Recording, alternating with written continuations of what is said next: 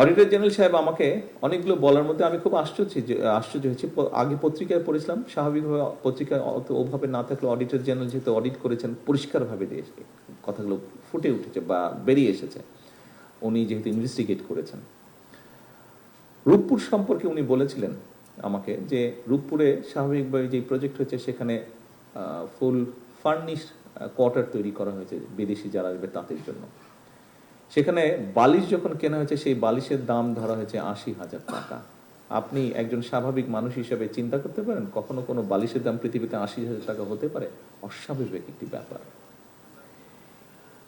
সেখানে ফার্নিচার যেহেতু ছিল, ড্রেসিং টেবিল কেনা হয়েছে। এটি অডিটর জেনারেল সাহেবের কথা।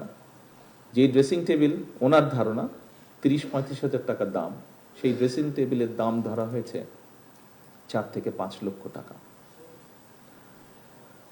এই রূপপুর প্রকল্পটি সিমিলার প্রকল্প আমাদের পাশের একটি দেশ করেছে, তাদের লেগেছে অ্যাবাউট খুব সম্ভবত ১৪,০০০ কোটি টাকার মতন। বাংলাদেশে যে রূপপুর আণবিক এই যে রূপপুরে যে প্রকল্পটি করা হয়েছে এটির খরচ গিয়ে আলটিমেটলি খুব সম্ভবত দাঁড়িয়েছে ৯৬,০০০ কোটি টাকা। আসুন, একটি টানেল তৈরি করা হয়েছে, টানেলটির নাম কর্ণফুলী টানেল। এটি সম্পর্কে অনেকেরই আপনাদের পরিষ্কার ধারণা আছে। এই কর্ণফুলী টানেলটির খুব সময় আমি দেখিনি। কর্ণফুলী টানেলটি, এটা মিনিস্টার সাহেব বলতে পারেন, বোধহয় পার হয়ে গিয়ে ওপারে গেলে বোধহয় একটি জায়গায় কতগুলো খুব স্ট্যান্ডার্ড বেশ লাক্সারিয়াস সর্ট অফ অ্যাপার্টমেন্ট বা বিল্ডিং তৈরি করা হয়েছে, যার কোনো প্রয়োজন ছিল না। এখানে কয়েক শত কোটি টাকা খরচ হয়েছে।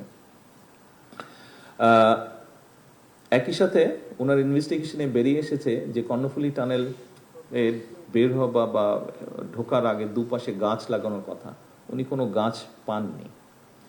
এই গাছের জন্য ৫০ কোটি টাকা তুলে নিয়ে চলে গিয়েছে, অথচ উনি কোনো গাছ পাননি।